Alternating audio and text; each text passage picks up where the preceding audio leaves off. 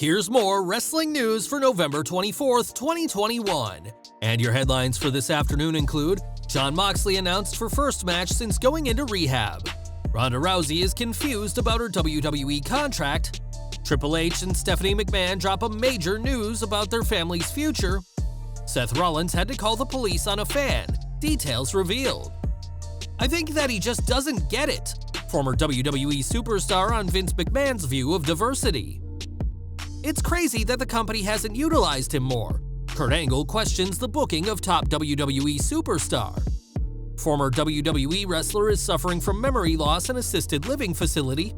WWE called out for force-feeding Becky Lynch heel turn. Scotty Hotty announces departure from WWE NXT. NXT producer may be on the way to WWE main roster. Charlotte Flair hits back at fans who think she gets everything she wants, and more. We're starting today with AEW, who are having to operate without Jon Moxley after he chose to enter inpatient rehab to fight his problems with alcohol. There's no word on when Moxley will wrestle next, but we do know when his most recent match will be aired. On November 27th, New Japan's Strong Showdown will see Moxley team with Eddie Kingston to take on Minoru Suzuki and Lance Archer. This match was taped on October 17th before Moxley entered rehab and will appropriately take place at the 2300 Arena, the home of ECW in Philadelphia. Moxley has received a ton of support since deciding to enter rehab earlier this month, and fans will soon get one more never-before-seen match from the former world champion. In January 2018, Ronda Rousey joined WWE as one of the company's biggest ever signings, and after her WrestleMania 34 in-ring debut, would be Raw Women's Champion by the end of the year. Rousey's one and only loss came at WrestleMania 35, her last match to date, and the Hot Rod hasn't returned to WWE TV since. At the time, WWE said they were confident that Rousey would be back, but during a recent Facebook gaming stream, the former Raw Women's Champion wasn't so sure when a fan asked if she was still under contract. She responded, "I technically don't think I am, but who knows? That's a question for the lawyers."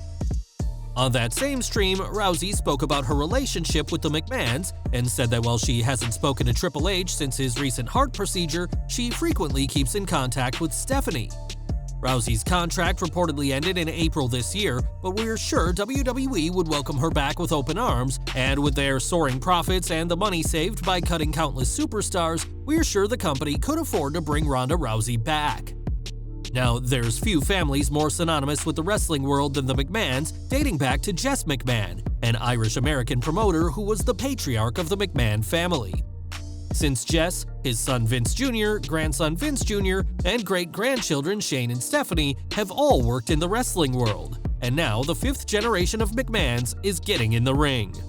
Speaking to TalkSport, Stephanie revealed that her and Triple H's oldest daughter Aurora has shown interest in getting a job in WWE and has already started training in the ring.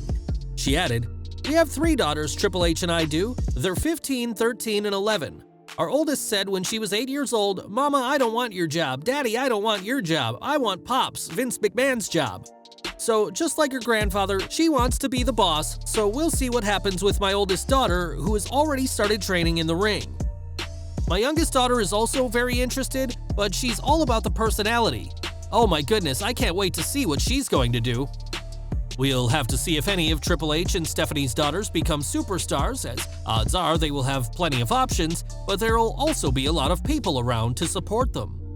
The real question is when Vince McMahon will retire, because right now, his 15-year-old granddaughter is eyeing his chair, as well as a spot in the ring. On this week's Raw, Seth Rollins was attacked by a fan who was infuriated by being scammed a couple of years ago by who he believed to be the former Universal Champion.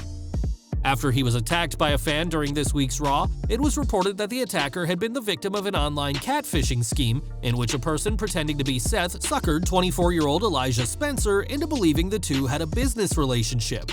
This was all a scam and Rollins had nothing to do with it, but Spencer was asked to send cash and gift cards to the phony, who stopped responding once Spencer was out of money. Sadly, Rollins has a history of problematic fans impersonating him, and in 2019 shared an astonishingly similar tale to Chicago hip-hop station WCGI during a promotional appearance for WWE. He said, Our fans are super passionate and they're the lifeblood of what we do, but man, sometimes it's a little overboard. I had a woman come to my house." Rollins added that social media and the ability to catfish users has made things even crazier, before giving an example of what scammers do 2 years before Spencer fell for the same trick. "These people will pretend to be me and engage these fans of mine and try to extort them for Amazon gift cards or money or whatever. And this one woman showed up at my house not long ago, twice, 2 times. I had to call the police on her." Spencer thankfully didn't show up to Rollins' house, but he did cross a line during this week's Raw, which happened 2 years to the date after that interview in Chicago. The details from 2019 are almost identical to alleged screenshots between Spencer and a fake Rollins, which led to the Raw superstar being attacked this week, and it's eerie to think that this has happened to Rollins more than once. In WWE history, the company has had a complicated history with racial relations, and Vince McMahon has done himself no favors. There's a reason why a segment in which the chairman used the N-word during Survivor Series 2005 has been removed by Peacock, as the company now takes a far more professional approach to race. Speaking with Wrestling with Stereotypes, Impact Hall of Famer and former WWE Women's Champion Gail Kim spoke about the depiction of race in WWE, and claimed the chairman just doesn't understand diversity. She said, "I'm a firm believer that you're a product of how you were raised the majority of the time, and I think that Vince just doesn't get it. I've heard many times that one of his biggest heroes is Martin Luther King Jr. I've heard this from a few people and it's a known fact, but it still makes me scratch my head in a sense that if he truly believes that, it's almost ignorance of not knowing that I think in their minds they may think, oh, if I hire ethnic people, that makes not racist. It's like that person saying, I have a black best friend, so I'm good, right?" Maybe it's getting better there, but I agree with you. Naomi is a great example. How long has she been there? She's a great athlete, the fans love her, so why couldn't she have been the face of the company at one point?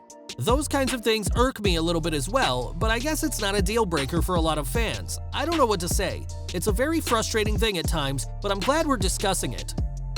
There was a time where black wrestlers were cast as either street thugs, such as Crime Time, or savages in the case of Kamala, but thankfully that doesn't happen in WWE anymore. In 2019, Kofi Kingston became the first fully black WWE champion, a title which has since been held by Bobby Lashley and Big E, but as far as Kim is concerned, WWE's problems with race stem from the chairman of the board himself. Now, Shinsuke Nakamura is one of WWE's most gifted superstars, but many believe the reigning Intercontinental Champion has gone underused. One person who certainly thinks that is Kurt Angle, who on the latest episode of his podcast said Nakamura should be utilized more. And in response to the criticism that the King of Strong Style can't do promos, said Nakamura doesn't have to know English and that he's entertaining as he is. Despite winning the 2018 Men's Royal Rumble match, Nakamura has never held a world title on the main roster, but instead had lengthy, if underwhelming, mid-card title reigns. But perhaps there will be a time WWE will use the King of Strong Style in a way that fans, and Kurt Angle, would prefer to see. In the history of wrestling, few names have had a career longer than Terry Funk, who wrestled well into his 70s after several alleged retirements. Considered middle-aged and crazy for much of his career, time has now caught up to the 77-year-old Funker, who is struggling with cognitive difficulties. On the Pro Wrestling Spotlight podcast, Ronda Rousey gave an update on Funk's current health condition, as the wrestling legend currently resides in an assisted living situation. He said, "He's in assisted living. I spoke to him earlier this year and he had a hard time remembering and he snapped back in. I was trying to get him on one of these Pro Wrestling Spotlight live shows that I did on YouTube. I talked to him, but I just knew after that conversation that it wasn't going to happen because he was in the middle of a conversation and he goes, 'Am I John? Who are you?' He didn't really remember very much, but when I was with Mick Foley not too long ago, a couple of weeks back here in Nashville, he had talked to Terry recently and he said that Terry was sounding better. He's getting the care he needs, and it looks like Terry Funk is fighting as he always has done to this time just remain cognizant and just be the legend that he is, and we wish him the best and we pray for him all the time." Funk's ongoing struggle with dementia has been heartbreaking to see, as the hardcore legend wrestled with a brutal style that has taken a toll on his body.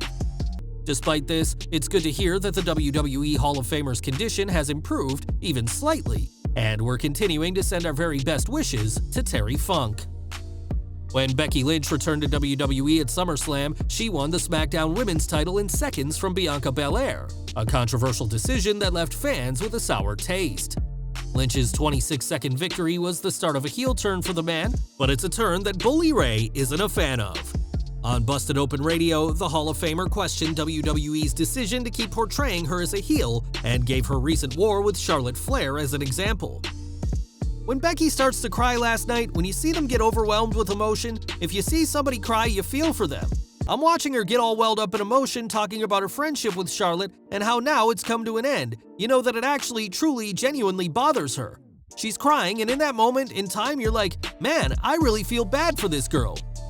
WWE's attempts to turn Lynch heel have not been helped by putting her against Charlotte Flair, who is loathed by both the fans and the roster after going off script during their title exchange last month. Bully Ray went on to call WWE's attempts to make Lynch a heel a bunch of gibberish, despite her going up against the fan favorite Liv Morgan.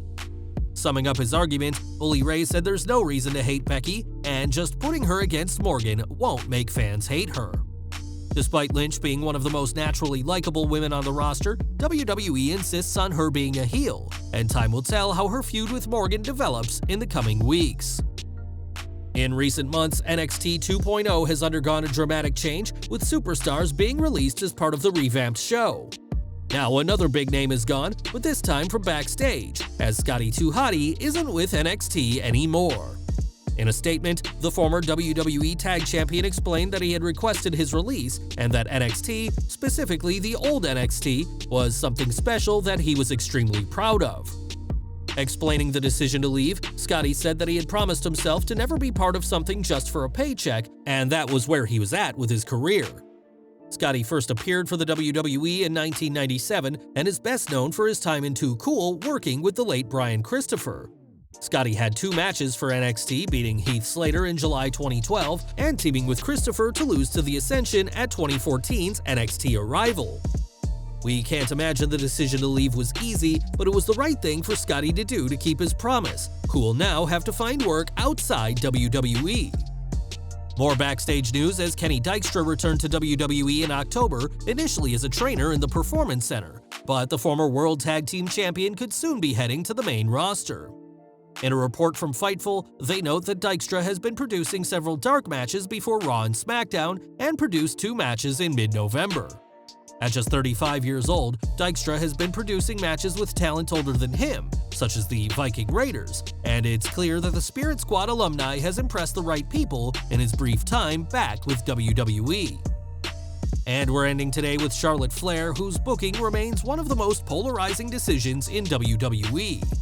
One criticism that has followed Flair for years is that she is given multiple title shots when there's plenty other deserving superstars on the roster, with many fans thinking her last name is the reason she's a star. On the Masked Men show, Charlotte addressed the idea that she gets everything she wants just for being a Flair, and said that if that was the case, her title reigns would be longer, and addressed an 8-second reign at Money in the Bank 2019, where she won the SmackDown Women's title, only to be beaten by Bayley, who cashed in the contract that same night.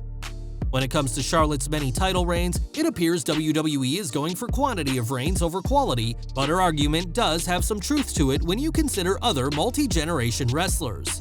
If being a Flair was all it took, then surely her brother David would have gone further in WWE, but despite Charlotte proving herself as a great heel and fantastic wrestler who can hold her own in high-profile matches, fans still believe it's her last name she has to thank for her incredible career. Well guys, that's our news for today. Please share your comments below. Also hit the like button, subscribe to our channel, and hit the bell icon to receive all notifications. And as always, thanks for watching.